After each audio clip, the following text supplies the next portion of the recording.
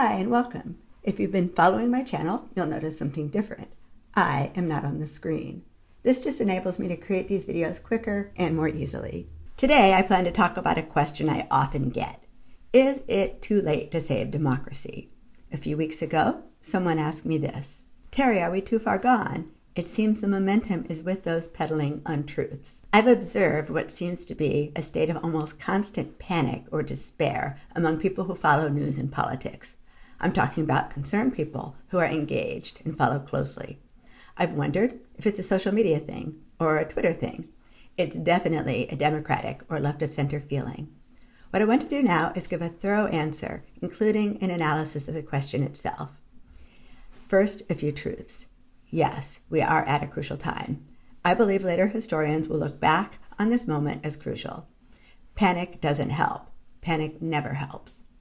Among other things, I suggest that the question, is it too late, comes from exhaustion, despair, and panic. I also suggest that social media, maybe particularly Twitter, is a panic-creating machine. Finally, I suggest that, is it too late to save democracy, is the wrong question. The historically correct question is it possible for the United States to achieve a functioning multiracial democracy? Because we've actually never had one. We've come close over the past 50 years, but the pushback has been intense.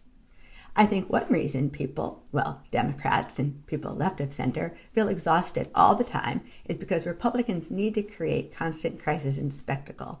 Their economic policies are not only unpopular, but their policies actually hurt their constituents. So if the discussion is policy-based, the Republicans will lose support. So they stir up cultural wars. The idea is to get the fighters fighting and keep them fighting, because if everyone is fighting, nobody has time or energy to talk about economic policies. Also, these cultural wars trigger so much fear in their own supporters that economic policies seem less important to them. They're so fired up over the latest manufactured cultural war that they don't care, and maybe they don't even notice, that the economic agenda pushed by their leaders actually hurts them. Keeping everyone busy fighting and dealing with manufactured crises is how leaders with unpopular economic policies govern. Now, remember the nonsense about how Democrats want to cancel Dr. Seuss or how Democrats were waging a war on Christmas? Well, the manufactured critical race theory, crisis, is much more effective because it triggers fears of white replacement in the Fox viewing crowd. In February, the month after Biden took office, right-wing media suddenly started talking about critical race theory. What a coincidence, right? Of course it's not a coincidence. It's a way not to talk about economic policies and the science surrounding controlling COVID. Now, another reason you feel despair is because part of the right-wing strategy is to do outrageous things right out there in public. They don't hide what they're doing. They lie outrageously, and it's demoralizing to see it. In fact, sometimes I think someone like Ted Cruz sits there designing his tweets for maximum outrage. Just to take an example, and not even one of the more outrageous examples, but a recent one, Ted Cruz tweeted this. In South Texas, we're seeing COVID positivity rates rising, and it's a direct result of illegal aliens being released into communities. I just want to pause to point out what this tweet is doing. Yale professor and historian Timothy Snyder coined a word, pseudo-populism. The formula goes like this. Enact policies that cause pain in your own constituents, in this case, discourage vaccinations, identify an enemy, blame the pain on the enemy, and present yourself as the strong man able to fight the enemy. I've observed that when Republicans select an enemy, they prefer a harmless one, like homeless migrant families. Remember the caravan scare just before the 2018 midterm elections? When people not caught up in the right-wing media bubble are confronted with such an obvious distortion, it's natural to have a strong reaction. Horror, anger, a desire to mock Ted Cruz, a desire to point out the lies. It's alarming to see elected officials tell such brazen, ugly, destructive lies. It's also exhausting, particularly when it happens repeatedly in rapid succession. And that's the goal. If we're all worn out and fatigued, we can't do the work we need to do. Right-wing leaders have to keep their supporters scared and you outraged, which creates a feedback loop of sorts. When the left is outraged, the right gets stoked. Now, Another factor causing people to feel despair and exhaustion are social media behavior and algorithms. If I tweet, "Democracy is hanging by a thread, we don't have much time, this is a crisis," or if I come up with a plausible hair on fire, "democracy will be destroyed unless X happens quickly" scenario, I'm likely to get a lot of attention. I've seen it happen repeatedly over the last few years. Some people just want to be popular. There are also some scholars and serious journalists who believe if they don't state very strongly that democracy is in trouble, people won't pay attention.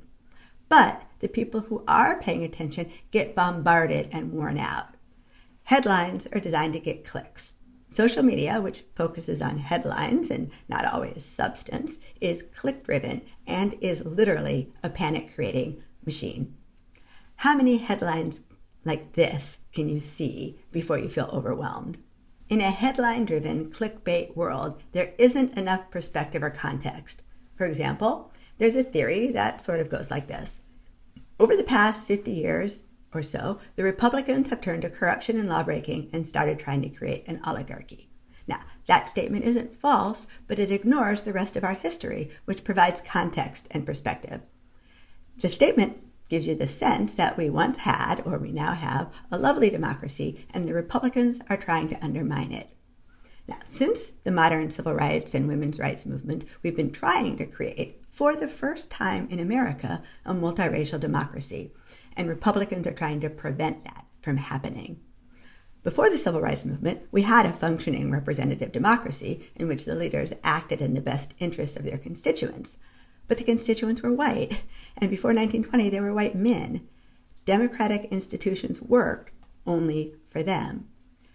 One of the many themes from Heather Cox Richardson's books is that American history has been a constant struggle between the forces trying to create an oligarchy and the forces trying to create and expand democracy. By expand democracy, I mean include more people. This is the important part. The struggle isn't new. It didn't suddenly start in the past 50 years. Also, and this is from Heather Cox Richardson, we have had two oligarchies in our history. Before the Civil War, 1% of the population, Southern slave owners, controlled all three branches of government. We had our second oligarchy during the age of robber barons, from the late 19th century to the New Deal. Power was concentrated in the hands of a few wealthy white men, mostly business tycoons, but also families that had accumulated wealth. I've had people tell me things have never been as bad as they are now. One answer is, let me tell you about the 1920s. Racial segregation was legal. There was no Social Security, minimum wage, or worker protections. People couldn't get out of the poverty cycle. We got out of our second oligarchy, the age of robber barons and industry tycoons, with the New Deal. But blacks were still mostly left out. Then we come to the civil rights movement, which was, among other things, an attempt to include blacks. The pushback since the civil rights movement has been intense, and we're still riding the backlash. I've often said that the outrageous and destructive behavior you're seeing now among Republicans is happening because their constituents include Proud Boys and other white supremacist groups, and they know they're losing. They can see we're moving from a country in which whites controlled all of our institutions, courts, governments, universities, into a multiracial democracy, and they're afraid they're being replaced. Now, let's talk about Republican lawbreaking. What we're calling Republican corruption wasn't illegal in the 1920s. There were really no laws against fixing prices, manipulating markets. There were very few, if any, consumer protections. People got rich from cheating, just like now. The difference is that it was illegal then, and that's a big difference. It was also perfectly legal to prevent blacks from voting. A related theme from Heather Cox Richardson's books is that democracy is always in danger of slipping toward oligarchy. This is because when people accumulate wealth, they tend to use their wealth to consolidate power to benefit themselves. Not all people who get wealthy do this, but enough. Slave owners use their wealth to consolidate their own power and create laws to solidify their position at the top of the hierarchy. Robber barons and business tycoons in the late 19th century did the same. For the past number of years, we have been slipping into our third oligarchy. Look what happened to income inequality since Reagan took office. Income inequality is approaching the levels we had in the 1920s. Now, people who have accumulated wealth are once again trying to consolidate their power. That's what many of them do. If we see what's happening as part of a 250-year struggle instead of something new and different that suddenly sprung up, we can approach the problem differently. Now, this question was specifically about the spread of lies. Terry, are we too far gone? It seems the momentum is with those peddling untruths. Trying to build an oligarchy based on lies isn't new. Our past oligarchies were also based on lies. White supremacy was a lie. The idea that if you got rich, you deserved unlimited power was also a lie. Yes, the methods of disseminating lies are new and improved. Lies traveled slower back then, but so did information. Here's another reason people feel despair and panic. If you came of age during or after the Civil Rights Movement, you may have a progressive view of history, which goes like this.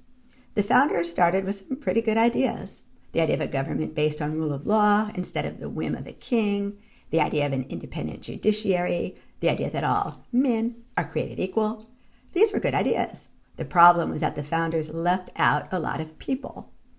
The progressive view of American history is that as we've moved forward, we've expanded who's included in we the people, and as we did so, we've moved closer to the founding ideals and closer to a more perfect union. Progressives see history as an upward slope.